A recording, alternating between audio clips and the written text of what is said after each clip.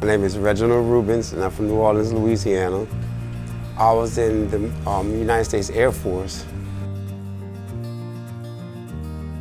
It's a VA program dedicated to helping unemployed or homeless veterans.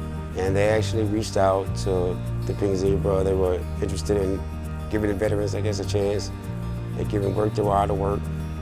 And I called them, and I went through the process, and here we are, brought me in here. I think it's a fantastic company.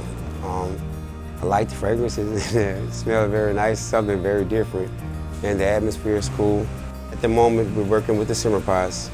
We're assembling those and getting them shipped out.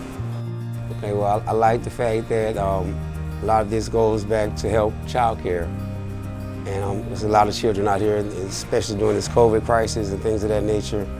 I think it's great.